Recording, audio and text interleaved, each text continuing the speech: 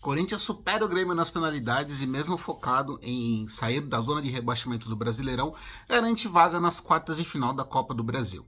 Porém, temos coisas para falar de Ramon Dias, treinador do Timão. Na última quarta-feira, o Corinthians foi até Curitiba, no Couto Pereira, encarar o Grêmio depois do empate sem gols na Neoquímica Arena, buscando o prêmio milionário da Copa do Brasil, uma das competições que mais rende dinheiro aos cofres dos clubes do Brasil. Mas mesmo assim, pensando mesmo na parte financeira, até mesmo uma chance de título na temporada, Ramon Dias optou por colocar um time misto, quase reserva.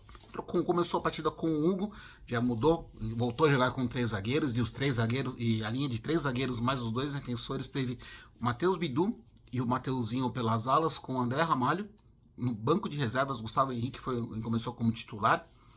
Na zaga, Félix Torres foi mantido e o Kaká voltou ao time titular. Sem Alex Santana e Ranieri no meio, as opções de volantes foram o Charles e o Rian, com o Coronado entrando no lugar do Garro, o Coronado que inclusive está suspenso contra o Red Bull Bragantino, e o ataque com a volta do Romero e o Pedro Henrique sendo titular, com o Giovani começando o jogo no banco de reservas.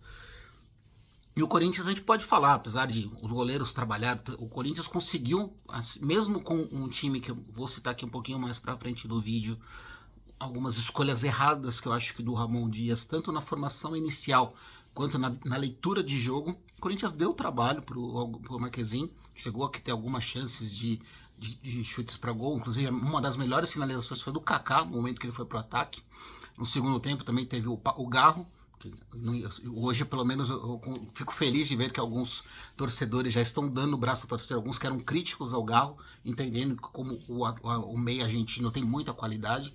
Ele deu um passe preciso para o Matheus Araújo, que tivesse um pouquinho mais de tranquilidade, o Corinthians tinha vencido a partida no tempo normal. O Grêmio vem num processo de melhora, vem mostrando uma subida de crescimento no Brasileirão, mas mostrou que é um time limitado, é um time que tem sérios problemas, tanto que, apesar de estar o Hugo em alguns lances, não conseguiu superar um time desentrosado do Corinthians. Era para o Grêmio de repente ter vencido a partida e até ter conseguido a vitória com até tranquilidade, comparando o time titular que já está entrosado do Grêmio e descansado, porque o time do Grêmio não, né, o Renato Gaúcho optou por poupar os jogadores no último final de semana contra o Atlético Paranaense. Claro, a mudança do Ramon Dias de colocar um time também misto para reserva, teve essa parte física, ajudou no gás dos jogadores, mas tecnicamente realmente acho que o jogo foi bem disputado, o jogo foi pegado como várias partidas de Grêmio e Corinthians, mas não foi um jogo assim tecnicamente muito bom de assistir, não teve. Foi um jogo emocionante, mas se você analisar pela parte do futebol em si, do futebol jogado, mostra bem o momento que os dois clubes estão vivendo. Sobre a atuação, acho que assim, aí depois na disputa de pênaltis, além do Hugo ter se destacado, acho que o Corinthians mostrou muita tranquilidade para conseguir nas cobranças. Não foram cobranças muito boas, sinal de muito treino, de moral para os jogadores, então isso é muito importante. Agora o que eu quero pontuar é sobre o Ramon Dias especificamente nessa partida. Inclusive, eu não deixei para gravar esse vídeo agora, né, na quinta-feira. Pro torcedor corintiano tem que comemorar, tem que estar feliz pela classificação, porque dá moral pro grupo, o psicológico dos caras melhora muito, a confiança para os próximos jogos tende a melhorar. Mas eu acho que o Ramon, para mim, ele já tinha errado contra o Juventude, e isso é o que acho que liga um sinal de alerta para analisando o futebol de uma forma mais fria.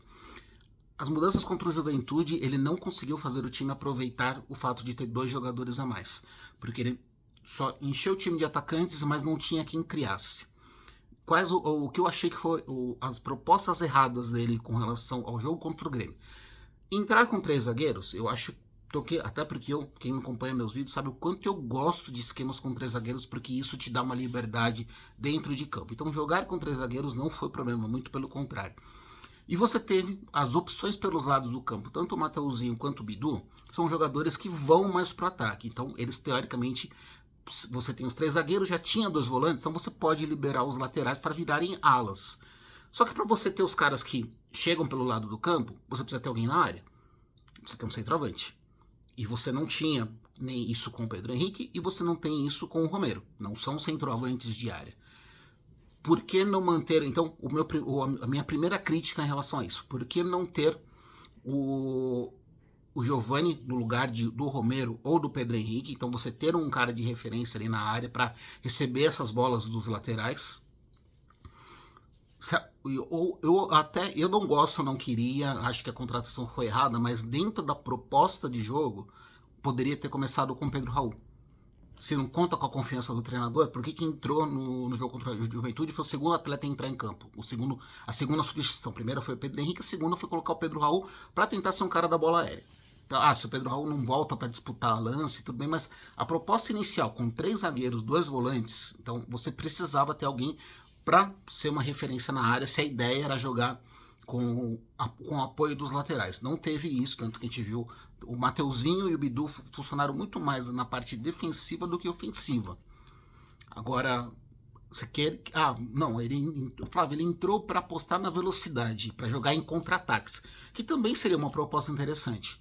Mas nem Pedro Henrique e nem Romero são velocistas, são esses caras que você pega uma bola e vai para um contra-ataque. Você seria talvez jogar numa fogueira, mas Kaique poderia ter mantido o Wesley para jogar no contra-ataque. O Giovani é muito mais rápido. E no segundo tempo, acho que também a leitura de jogo dele também nas mudanças foi essa. Ele demorou muito para colocar o Giovani. E ali acho que o Pedro Henrique estava entregando um pouco mais, assim, não estava fazendo uma partida excepcional, mas estava sendo um jogador que estava dando trabalho para a defesa do Grêmio. Ele tira o Pedro Henrique para colocar o Giovani. O Giovani entra mais descansado, puxando alguns contra-ataques, sendo perigoso. Manteve o Romero pela disputa de pênaltis. Beleza, mas analisando o segundo tempo, o Corinthians, você vê que a partir com 15 minutos do segundo tempo, o Corinthians já estava fazendo cera. O Hugo Souza já estava enrolando, o Corinthians já estava tentando se fechar na defesa com 15 minutos do segundo tempo, faltando 30 minutos de jogo. É muito tempo para você pegar e abdicar de jogar. Uma coisa é você se defender bem, mas você tem que se defender. Uma das melhores defesas, tem um ditado popular, uma das melhores defesas é o ataque. O Corinthians poderia ter uma proposta de, mesmo que fosse claramente para, assim, dá para imaginar que o Ramon foi para segurar o empate e resolver nas penalidades, dá para entender isso, mas o Corinthians teve chance de vencer.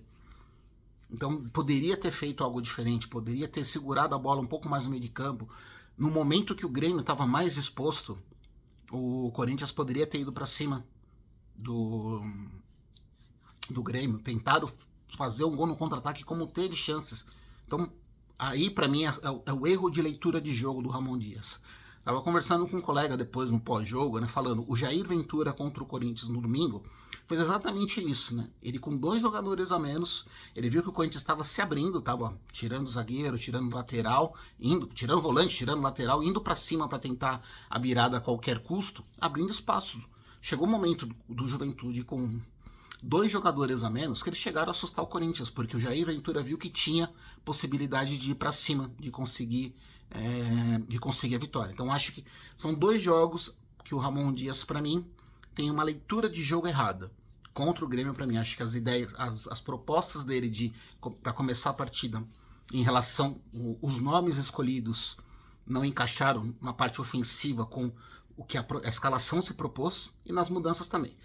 Tem muito tempo, é importante, né? A classificação, mas o Corinthians vem de alguns jogos sem vencer, precisa ganhar pontos no Brasileirão, então isso fica o alerta em relação ao que aconteceu nos 2 últimos jogos do Ramon Dias. Ele fez boas partidas, acho que na derrota contra o Atlético Mineiro, o Corinthians jogou bem ofensivamente, contra o Bahia jogou bem ofensivamente, mas a gente viu que contra times, e nos últimos 2 jogos, o Corinthians pecou na produção ofensiva. E para você conseguir pontos, precisa fazer gol, precisa que o ataque consiga ter uma produção melhor. Então a gente vai ter que acompanhar isso nas próximas partidas. É isso, galera. Espero que tenham curtido o vídeo. Abraços.